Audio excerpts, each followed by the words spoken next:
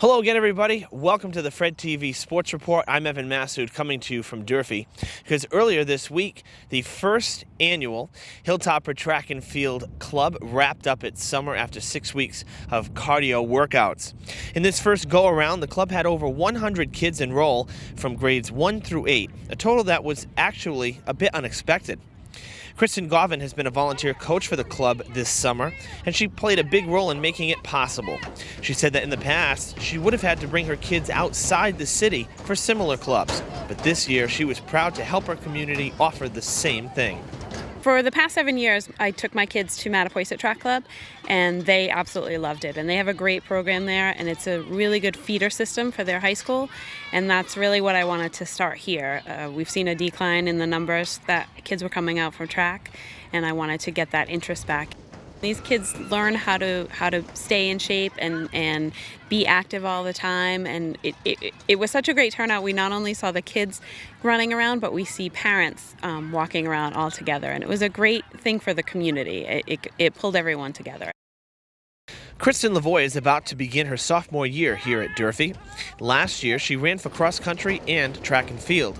She explains that she has a lot of friends who have taken up track, not necessarily competitively.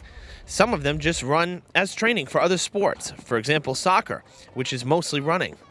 Happily, Kristen says that she quickly has become a role model for the youngsters in the club. It's definitely a benefit because then they get to see someone who's actually doing the sport later on when they can join the sport, and it's really good because it's starting interest while they're young rather than just starting it when they get to high school.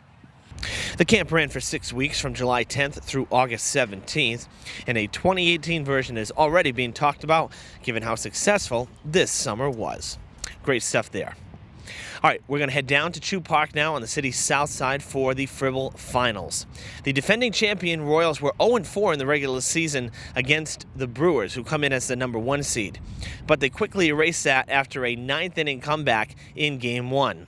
Could the Brew Crew tie things up in Game 2 of this best-of-5 championship round? Well, one thing I can say is that the first inning took nearly 45 minutes to play. Let that sit in there. So let's take a look at that first inning because it was pretty wild.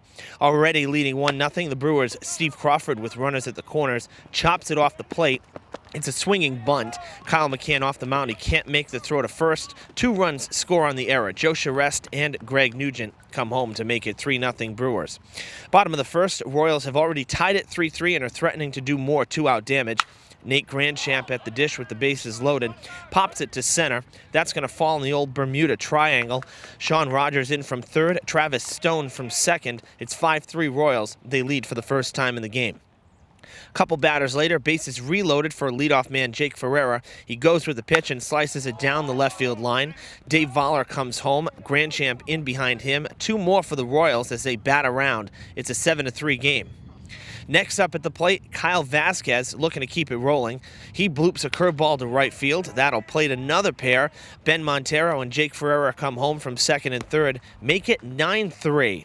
Now, following Vasquez is Yoshi Ferreira, who had a big series against the Braves, pitching and hitting. He drives it to the gap in right center. Vasquez puts the pedal to the metal, slides in safe. It's a 10-3 score.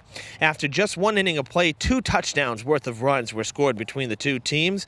The Royals win this one in 6, thanks to the mercy rule. 19-8, the final score. What a wild night at Chew. So the defending champs are on the brink of the Grand Slam, a 4th consecutive Fribble Championship. Be sure to like and follow our FREDTV Sports Facebook page over the next week. As we wrap up the championship round, we'll have updates for you right there. Now, next Friday, it's going to be our last summer cast of the FREDTV Sports Report coming to you right here from Durfee. So be sure to tune in to Channel 9 at 7:30 Friday night. Until then, I'm Evan Massoud. Have a great week.